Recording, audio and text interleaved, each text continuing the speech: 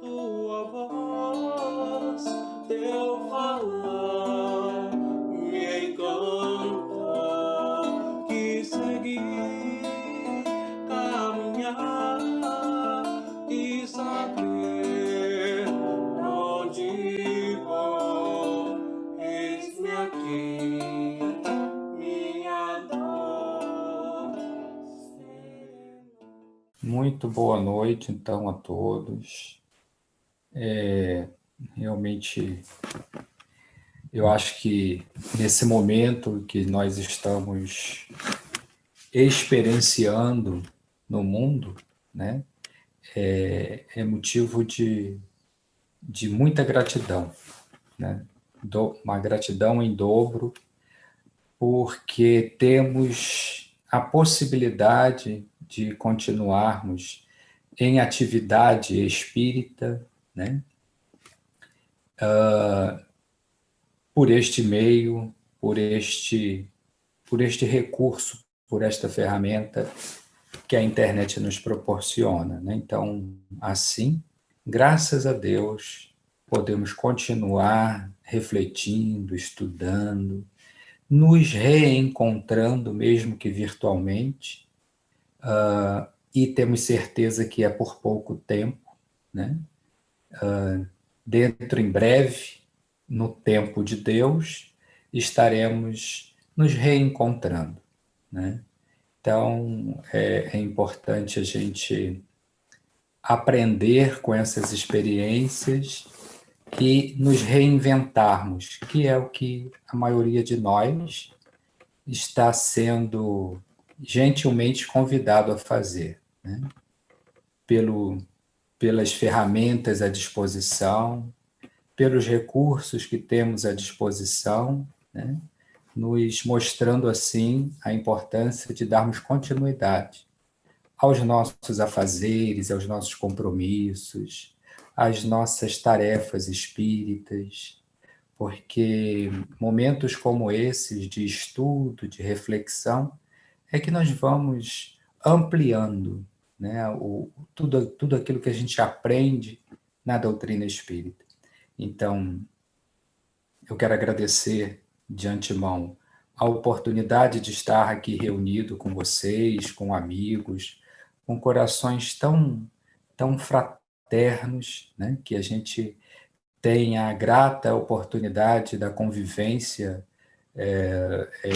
nessa reencarnação, mas que, ainda assim, por força das circunstâncias, a gente está sendo convidado a se rever através da internet. Então, muito obrigado pela oportunidade, pelo convite.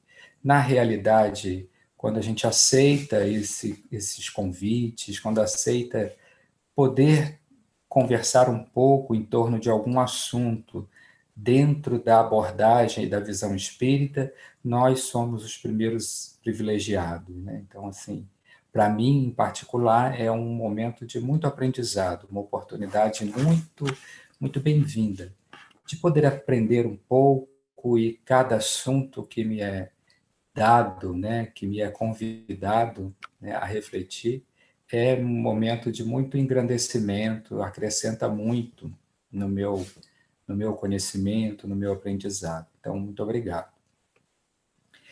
E falando nisso, né, nós hoje vamos refletir um pouquinho aí acerca dessa parábola, que é uma parábola muito emblemática, diria eu. É uma reflexão muito bonita, né, que a gente pode fazer em torno desses ensinamentos. É uma parábola que está registrada lá no livro de Lucas, e é uma parábola que não é tão conhecida, né, ou pelo menos não é tão divulgada, principalmente no meio espírita. É a parábola da figueira em vegetação, que é uma proposta de uma reflexão de Lucas muito diferente da parábola da figueira seca, né, que está registrada lá no Evangelho de Marcos e de Mateus. Então, a parábola da figueira seca analisada por Marcos e Mateus, guarda lá as suas características, as suas utilidades, os seus ensinamentos, e a parábola da figueira em vegetação, conforme descrita por Lucas, no capítulo 25, no capítulo 21, dos versículos 25 a 31, traz também a sua riqueza. Uma parábola muito significativa. E, na condição de religiosos, e sobretudo de cristãos, né, que nos interessamos pelas reflexões do Cristo, pelos ensinamentos de Jesus, né, é muito importante analisarmos esses ensinamentos levando em conta o contexto. A gente sabe que, no momento que nós nos debruçamos a estudar os ensinos de Jesus, é fundamental que a gente leve em conta o contexto daquela fala do mestre. Em que momento, só alguém me sinaliza aí se está me ouvindo? Edson? Tudo bem? Tudo bem. Tá, ok. Então, retomando aqui, né, é importante a gente levar em conta, conhecer o contexto da fala de Jesus. Em que momento que ele quis exprimir isso? Então, eu vou pedir permissão aqui para ler a parábola, que o Edson vai projetar aí para a gente, né? Essa parábola aqui, parábola da figueira em vegetação, nós vamos ler em dois slides, né? E Lucas começa narrando assim: e haverá sinais no sol e na lua, e nas estrelas e na terra. Angústia das nações em perplexidade. Eu vou ler aqui porque a imagem está tampando um pouco.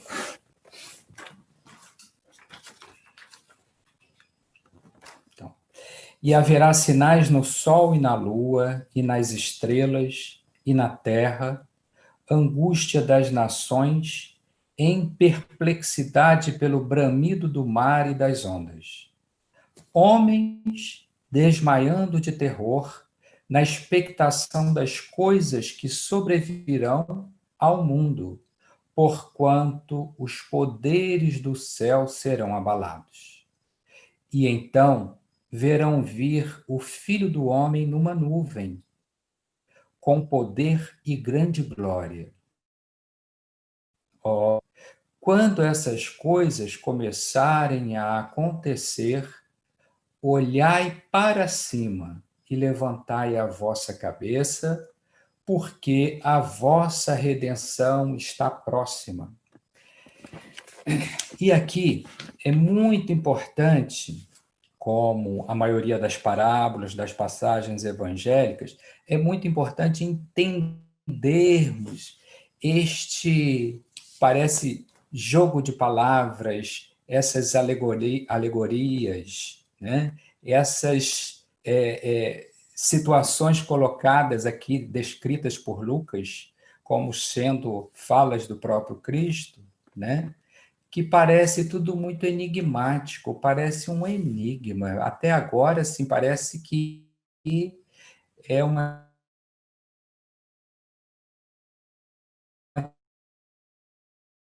questão somente cheia, meio... Mas isso tem muito a ver com a situação que Jesus estava experienciando naquele momento. Aqui a gente está falando da entrada do Mestre em Jerusalém, mas não era uma Jerusalém calma e serena, era uma Jerusalém em conflitos, em guerras, né? E aqui é muito importante a gente refletir nessa parábola, levando em conta que essas figuras de linguagem, sol, lua, estrelas, né? Perplexidade, bramido do mar e das ondas, então verão filho do homem numa nuvem com poder e grande glória. Isso está muito ligado ainda ao Velho Testamento. E aí é interessante, porque a gente começa a perceber aqui o cuidado de Jesus, o zelo de Jesus para passar para aquelas pessoas que estavam ali acompanhando, que eram testemunhas da entrada dele em Jerusalém, a preocupação dele passar para aquelas pessoas um ensinamento, mas levando em conta a cultura que eles tinham, que era uma cultura que ainda estava muito arraigada ao Velho Testamento. Essa figura de linguagem, por exemplo, aqui, né? E então verão vir o Filho do Homem numa nuvem com poder e grande glória, porque isso está lá no Velho Testamento. Acreditava-se no Velho Testamento que Deus surgia nas nuvens, Deus aparecia nas nuvens, né?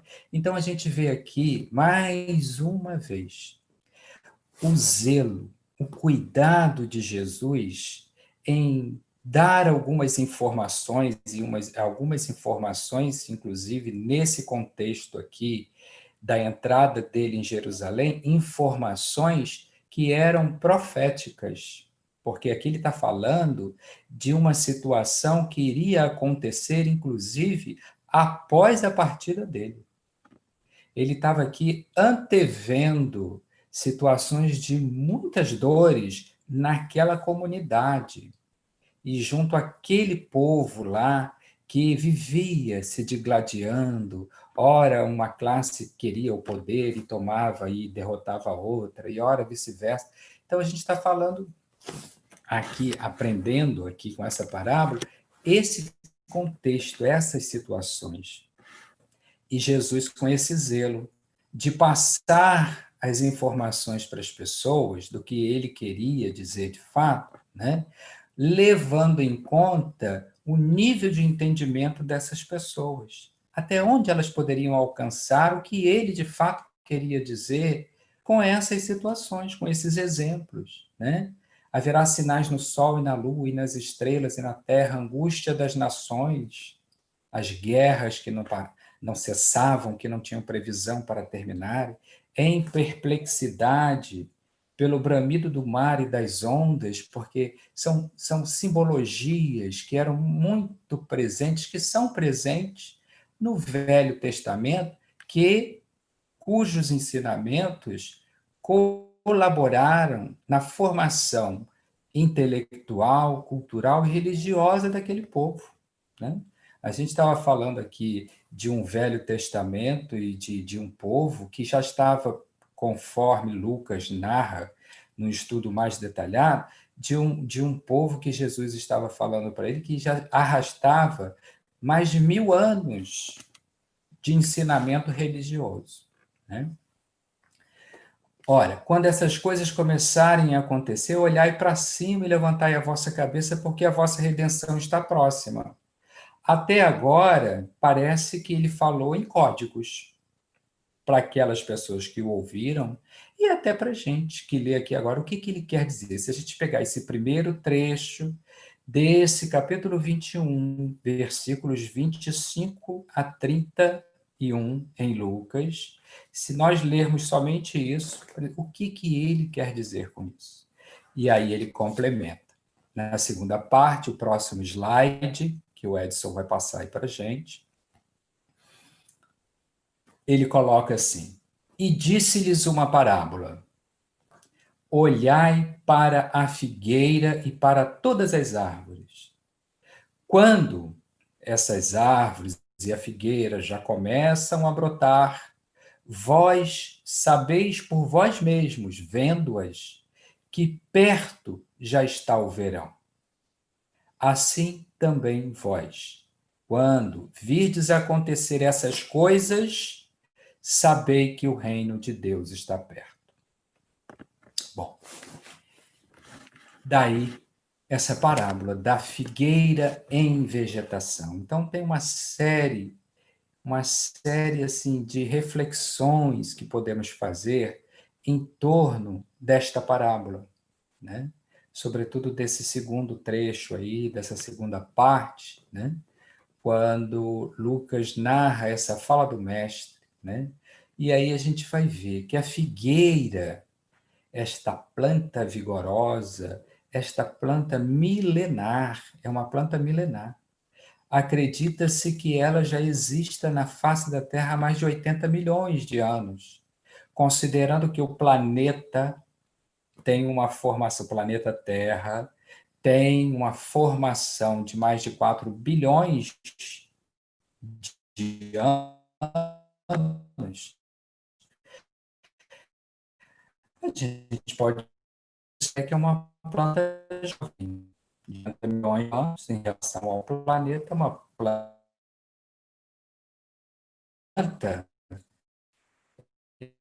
de muita significação, de muito significado, sobretudo em Israel, né? Tem espécies de figueira no mundo. Algumas comestíveis, outras não. Nesse caso aqui, Jesus está falando da planta que alimentava, da figueira que alimentava uma multidão de pessoas, né? E aí essa parte aqui da parábola dá ensejo da gente, assim, a gente especular, a gente realmente assim deixar a nossa mente livre, as nossas ideias livres, para fazer uma série de analogias, uma série de reflexões em torno desta segunda parte aqui, dessa narração de Lucas, né? Então, quando já começam a brotar, vós sabeis por vós mesmo, vendo-as, que perto já está o verão. Assim também vós, quando virdes acontecer essas coisas, sabei que o reino de Deus está perto, né? Que coisas são essas, né? São essas mudanças. Jesus aqui, nessa parábola, ele está sinalizando para a gente situações que iriam acontecer, renovando a atmosfera daquela sociedade naquela época. E situações que não eram lá muito agradáveis. Eram situações complicadas de se viverem. Então, ele estava falando aqui de contendas, de conflitos, de disputas, né?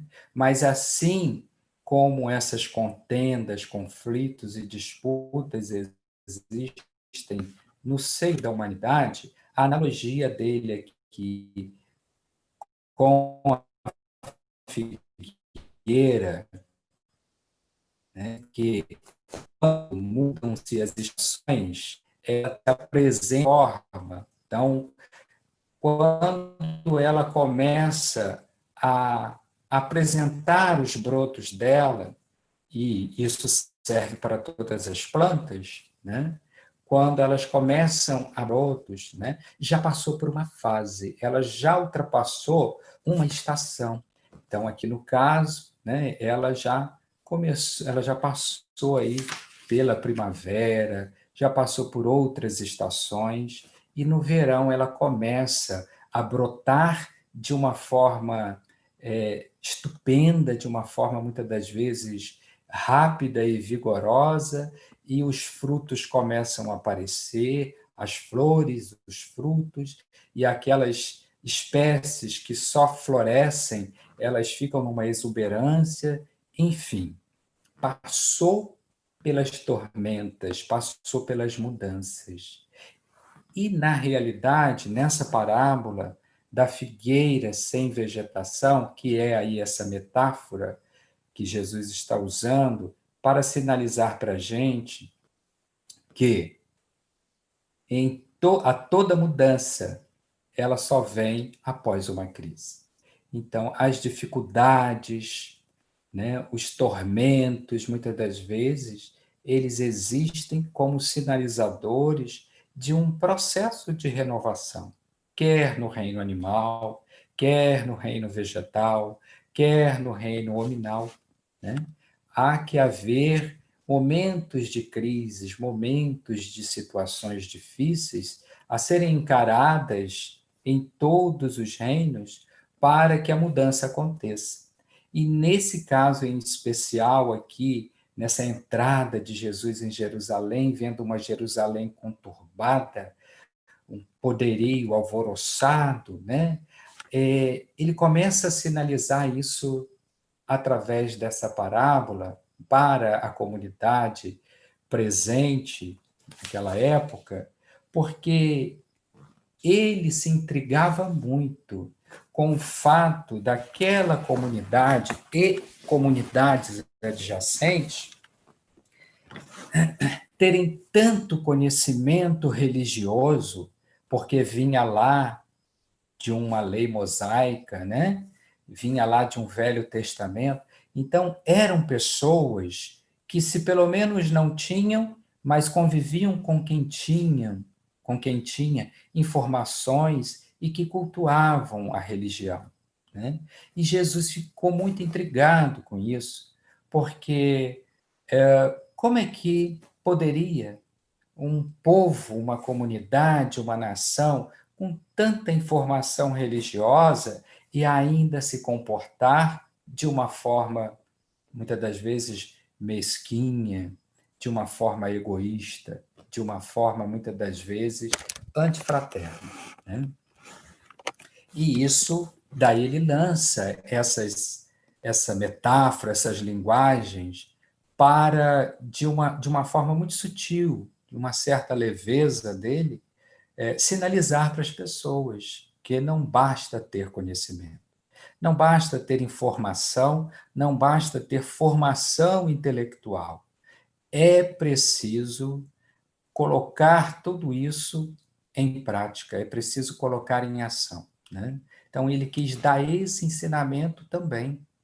E ele falou que, de certa forma, as pessoas se despertariam para essa necessidade de praticar o que elas estudavam com essas situações difíceis, de mudanças, de certa forma, analisando as dificuldades que estavam acontecendo e que iriam acontecer, conforme a gente colocou aqui no início.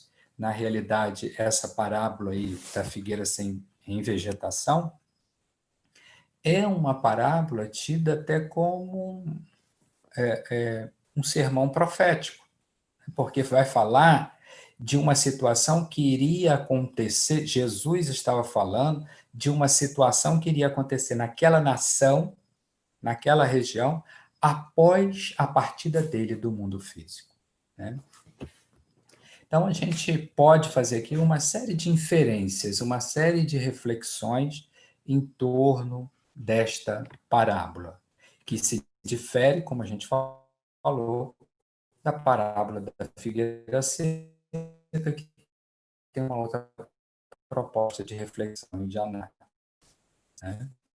Bom, então eu queria reflexões. A gente sabe que Lucas foi um evangelista que não conviveu fisicamente com Jesus, não conheceu, ele era médico de formação, era historiador, amigo de Paulo, apóstolo, companheiro de Paulo em algumas viagens, né? Conviveu com Paulo, conheceu outros apóstolos do Cristo, né? Mas ele se interessou diretamente pela proposta de Jesus, ao ponto até de ir se desligando um pouco da sua profissão e se dedicar mais ainda a registrar os feitos de Jesus, né? E era tido como uma pessoa muito acessível, muito educado, muito culto, muito instruído, muito letrado, daí a facilidade dele registrar, mesmo sem ter convivido com Jesus, registrar várias passagens da vida de Jesus, alguns evangelistas, e sobretudo Paulo, narrava também assim, a competência dele nessa questão, porque ele fazia questão de escrever em detalhes, como se, quando a gente lê o Evangelho de Lucas, é como se ele tivesse convivido com Jesus, tivesse assim acompanhado e não saía nem da sombra do Cristo. tamanha é a riqueza de detalhes, de informações, né, ao ponto dele ser catalogado pelos estudos bíblicos, né, como um dos evangelhos sinópticos, ou seja, o evangelho sinóptico é aquele que também aponta pontos em comum com narrativas, com descrições de outros evangelistas. Então, a gente não está falando aqui de uma pessoa que, pelo fato de não ter convivido com Cristo, foi um aventureiro nessa área. Não. Lucas guardou um profundo reconhecimento, um profundo respeito pela passagem de Jesus na Terra, pelos feitos do Cristo, né? E se preocupou em registrar isso da forma mais autêntica possível que ele pôde. E a gente, ao ler o Evangelho, a gente percebe que há uma grande dose de autenticidade nos escritos dele. Bom, então aí eu achei isso muito significativo, muito interessante. Embora Jesus estivesse falando narrando fatos que aconteceriam após a partida física dele, né, após a partida desse mundo, né, naquela época, a gente percebe aí essa questão da humanidade, né? Como dizem os espíritos benfazejos, como dizem os espíritos encarregados da codificação espírita, enquanto humanidade, isso sempre ocorreu. Isso não é novidade. E a gente vê aí que Jesus lidou com isso de perto, inclusive sendo vítima viva de uma situação de poderio, né? Disputa de poder, disputa de mando, de autoridade, né?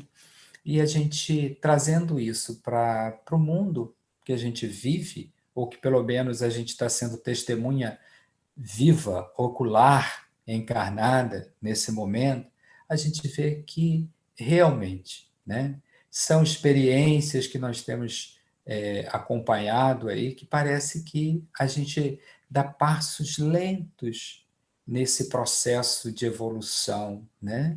E é assim mesmo. Não podemos dar passos largos como muitas das vezes gostaríamos de dar.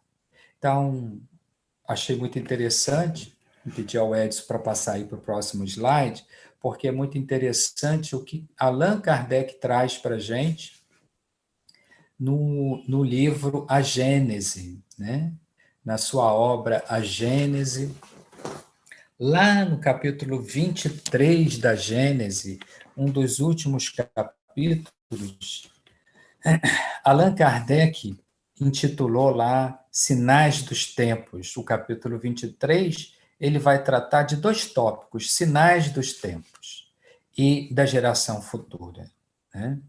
E aí a gente vai ver um Kardec também antenado com esse processo de evolução da humanidade, e que é um processo inevitável na vida de qualquer ser humano, uma vez seres inteligentes, saindo daquele processo ainda muito arcaico de princípio inteligente e dando esse salto, essa conquista que todos nós já demos, passando para seres inteligentes, uma vez nessa condição, nessa categoria de seres inteligentes que no coletivo formamos a humanidade, nós não estamos dispensados de passar pela fileira, pela fieira do progresso que é ininterrupto. Daqui para frente, só voos mais altos, né?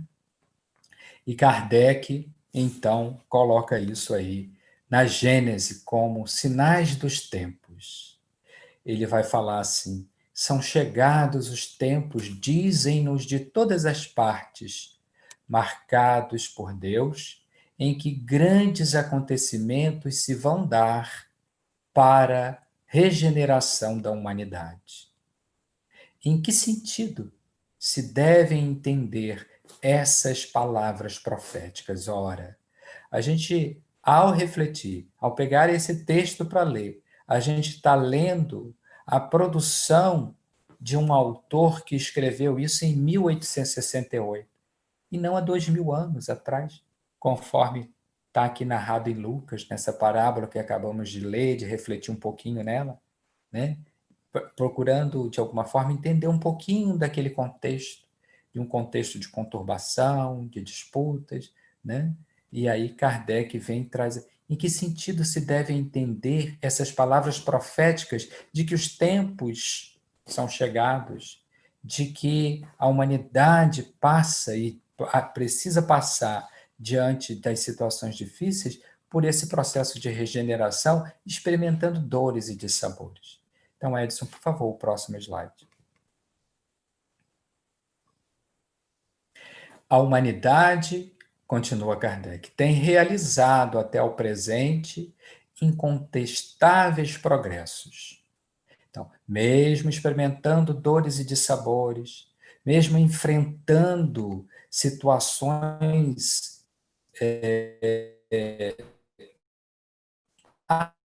ameaçadoras que nos sentem muitas vezes enfraquecidos, isso de desenvolver a inteligência, o de que os homens necessitam, mas de elevar o sentimento. E para isso, faz-se preciso destruir tudo o que superexcite neles o egoísmo e o orgulho. Então, Kardec vem analisando nessa questão aqui, em que ele intitula Sinais dos Tempos na Gênese, essa necessidade de uma elevação do sentimento. Então, já não é mais somente a necessidade de desenvolvermos a nossa inteligência, o de que precisamos. Porque inteligência por inteligência, desde a época de Jesus, não faltaram intelectuais, não faltaram seres inteligentes. Até porque a nossa inteligência desenvolvida é que marcou a nossa transição de sair do princípio inteligente e galgar essa conquista da inteligência. Então, não é uma inteligência daquele que sabe mais do que alguém, né? É também a necessidade de uma elevação de sentimento, como nos aponta Lázaro, numa belíssima mensagem no Evangelho segundo o Espiritismo, intitulada O Amor, onde o espírito de Lázaro retorna através da mediunidade abençoada na época da codificação espírita e dá lá algumas instruções que estão inseridas no Evangelho segundo o Espiritismo. Uma dessas instruções se intitula O Amor. Nessa mensagem ditada pelo espírito de Lázaro, Lázaro, irmão de Marta e Maria, Lázaro coloca que o amor, no início, era instinto, depois passou para sensação, depois passou para emoção, até se desenvolver no amor. E o amor é o requinte dos sentimentos. É uma belíssima mensagem, onde Lázaro analisa que a questão do amor na vida do ser humano, este amor que se traduz numa elevação do sentimento, que é o amor que o apóstolo João já definiu Deus, trazendo para a gente essa informação, essa reflexão de que Deus é amor, né? É esse amor, esse requinte deste sentimento que faz com que possamos, então, elevar a nossa condição de seres que também têm a condição de viver no mundo com sentimentos mais elevados, né?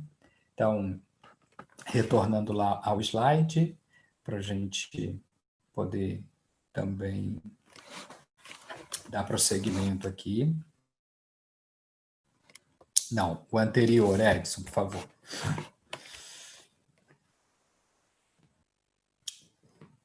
Isso.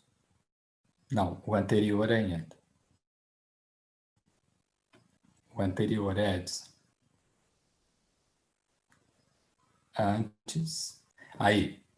Então, já não é somente de desenvolver a inteligência de que os homens necessitam, mas de elevar o sentimento, e para isso faz preciso destruir tudo que superexcite neles o egoísmo e o orgulho.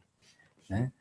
Trazendo para a gente, Kardec, trazendo aí essa informação da necessidade da gente não paralisar a nossa evolução somente na conquista intelectual, mas se ocupando também da nossa conquista sentimental, da elevação dos nossos sentimentos, até que possamos amar incondicionalmente, como diz Lázaro, porque o amor é aprendizado.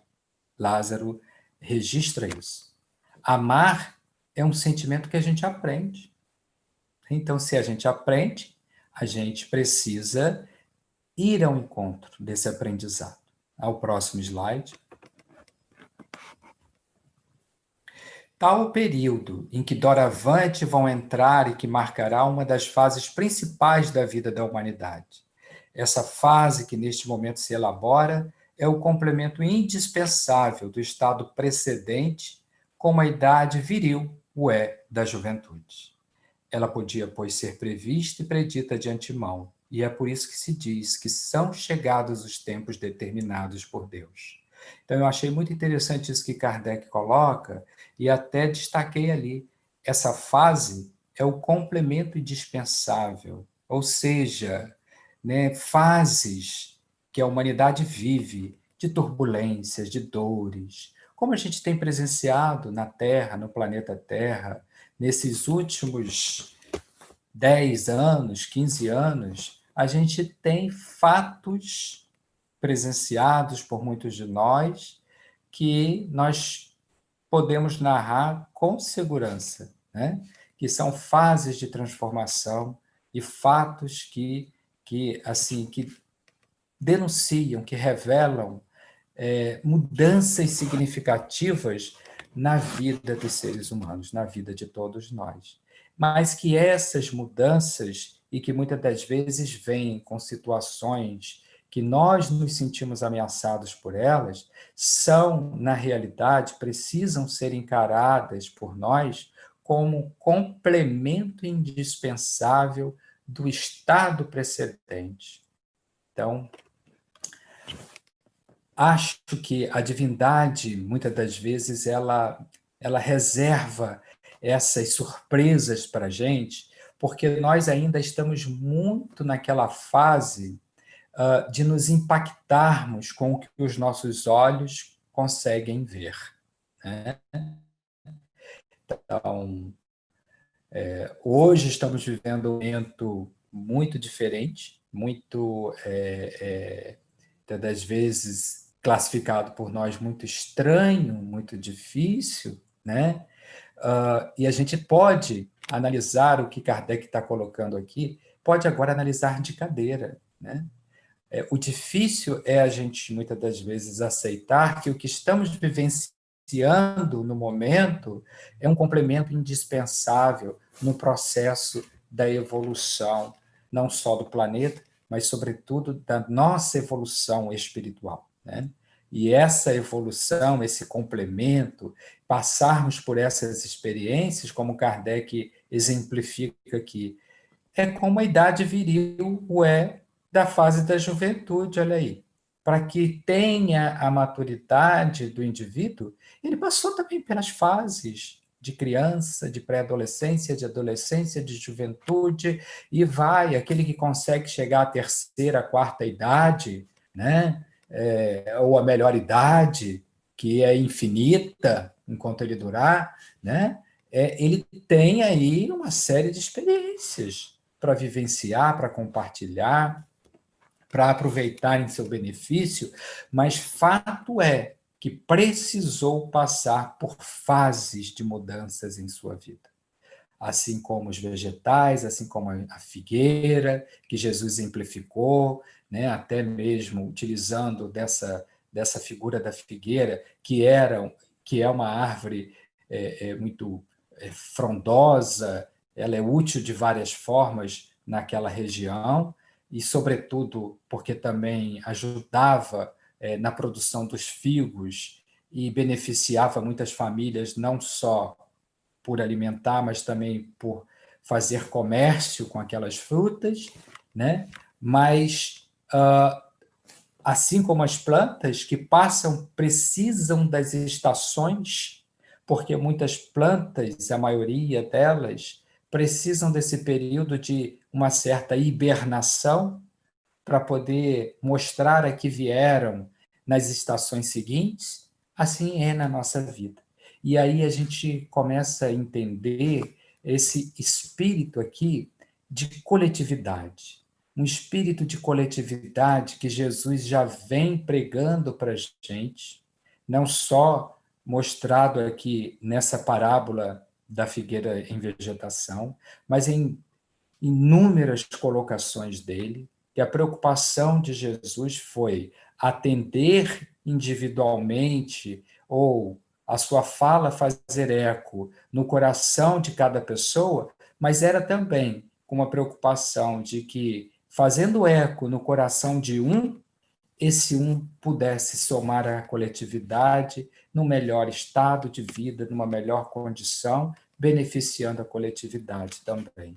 Assim Kardec vem apontar para a gente essa necessidade da gente pensar também um pouco no coletivo, pensar de que forma que nós estamos agindo, interagindo nesse coletivo que não tem para onde a gente fugir. Daqui, no momento que nós chegamos, como dizem os espíritos amigos, no momento em que estamos na nossa encarnação, não tem para onde a gente regredir, não tem para onde a gente retornar. É daqui para frente. E esse daqui para frente só se faz quando a gente também se ocupa e entende que somos parte integrante de uma coletividade que precisa evoluir, assim como eu, e uma evolução que se dá por essa experiência do intelectual, do sentimental e, sobretudo, do moral. Então, próximo slide, Edson, por favor. Nestes tempos, porém, não se trata de uma mudança parcial, mas de uma renovação limitada, nem de renovação limitada a certa região, ou a um povo, ou a uma raça. Trata-se de um movimento universal a operar-se no sentido do progresso moral. Uma nova ordem de coisas tende a estabelecer-se. O que Kardec está colocando para a gente aqui nesse tópico? Ele está falando da doutrina espírita. Ele está falando que o espiritismo, por ser essa ideia nova também, naquela ideia nova, lá naquele século XIX, em que ele começou, né, todo o seu trabalho, né, era uma ideia que ainda tinha muita dificuldade de penetração, muita dificuldade de aceitação, né? Então, mas é que ele acreditava seriamente, né, que ali tinha uma riqueza de informação e um leque de benefícios para a humanidade. Uma nova ordem de coisas tende a estabelecer-se. E a gente vê claramente hoje, né? Na condição de espíritas, nós não podemos nos deixar nos aterrorizarmos, nos amedrontarmos frente ao momento que estamos vivendo, por exemplo, né? Porque não podemos aceitar que essas situações que muitas das vezes nos sentimos ameaçados no mundo, que são situações que provêm de um Deus furioso, de um ser em fúria, de um ser que se rebelou contra a sua criação, porque a criação chegou num estado que está. Não. A gente sabe que estamos numa fase de aprendizado, e esta fase de aprendizado implica em entendermos que estamos numa fase de progresso, ou seja, o progresso no qual todos estamos inscritos é um processo na vida da humanidade. E trazendo para o individual, só eu sei a dor que eu sinto para aceitar o processo do progresso da minha vida. Ninguém mais sabe. Eu sei que crescer dói. A gente sabe, né? Mas que nem por isso, ou seja, nem pelo fato de estarmos sentindo dor, poderemos regredir. Poderemos, sim, estacionar se esse for o nosso desejo, mas deveremos depois retomar do ponto que paramos para dar continuidade ao mesmo processo de progresso, ou seja, o progresso é inevitável, né? E aí a doutrina espírita nos traz isso dessa forma fabulosa. Entender que estamos no mundo, no dizer de Jesus, sem sermos do mundo, entender que as situações que muitas das vezes nos impactam, porque somos, a maioria de nós, seres ainda que se impactam pelas aparências, por aquilo que os nossos olhos físicos podem testemunhar, né? À medida que vamos entendendo que isso não é o mais relevante e que estamos num processo de mudança constante, então presenciar aquilo que nos atemoriza, que atemoriza o nosso vizinho, um parente, um amigo, um desconhecido, a humanidade em geral, faz parte de um processo de mudança, entendendo que Deus ainda assim está presente, né? Porque senão seria, na condição de religiosos, entender e aceitar que essas situações, como Kardec coloca lá nesse primeiro ponto aqui dos sinais do tempo, tá tudo normal, porque vindo de Deus é isso mesmo, né? Começar a entender que isso é uma questão somente da religião, é entender a religião do ponto de vista, muitas das vezes, místico, de uma crença sem muito embasamento, sem muita coerência, né? Então a gente precisa entender que essas situações não são fruto da atitude de um Deus punitivo, de um Cristo que virou as costas porque Jesus, enquanto governador do planeta Terra, sabe de antemão todas essas mudanças pelas quais a humanidade precisa passar, né? Aliás, se ele é o governador do planeta, a gente há de convir que ele já existia antes do planeta ser criado, para que ele possa, então, governar, dar direção àquilo que foi incumbência dele, recebida das mãos do Pai, né?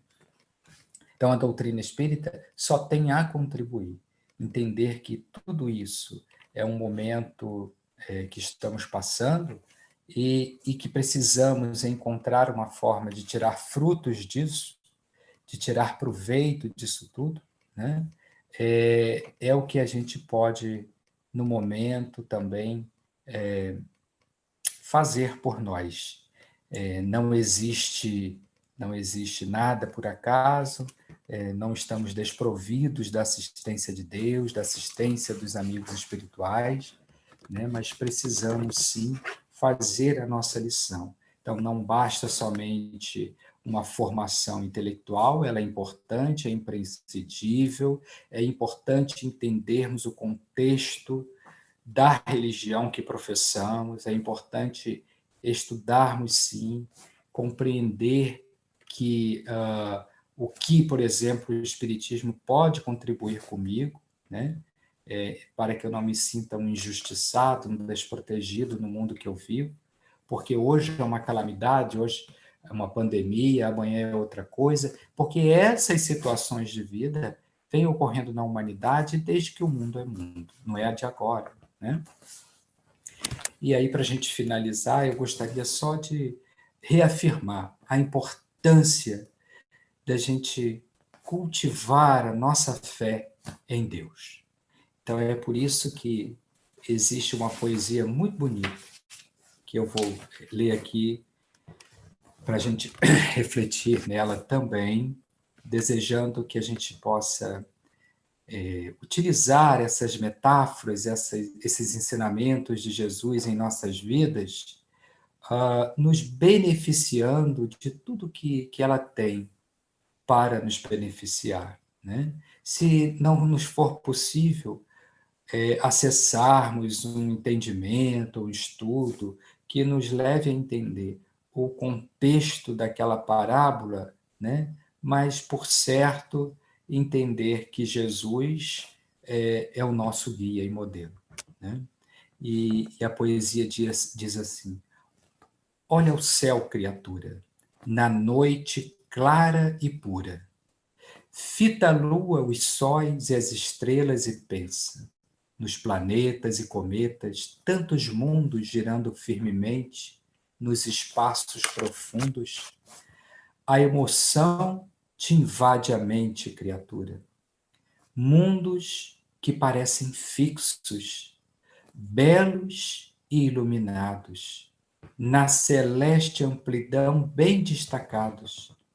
Mas qual a força prodigiosa, fecunda e generosa que os mantém assim neste mover sem fim? Reflete, criatura, com ternura, mentaliza Deus. Deus que é todo amor, amor que vence a dor e une firmemente os filhos seus. Deus existe, criatura. Guarda esta certeza no íntimo com firmeza e repete comovidamente: Deus existe. Deus existe. Então, é muito importante, nos nossos momentos de dores, em que muitas das vezes nos sentimos órfãos dos nossos tutelares físicos e muitas das vezes órfãos de Deus. É importante fazermos o caminho de volta a Ele, retornarmos a Deus e guardarmos a plena certeza que Ele existe e que no nosso planeta Terra não estamos soltos a esmo. O governador, o guia e o modelo do nosso planeta, Jesus Cristo, jamais virou as costas para nenhum de nós. Que possamos, assim, então, finalizar essas reflexões, essa conversa fraterna, que do fundo do coração, né, tivemos a oportunidade de aqui nos reencontrarmos. Então, mais uma vez, muito obrigado aí por essa oportunidade, desejando a todos uma boa noite, que a paz de Jesus nos envolva a todos, envolva os nossos lares, os nossos amigos, os nossos amores. Que assim seja.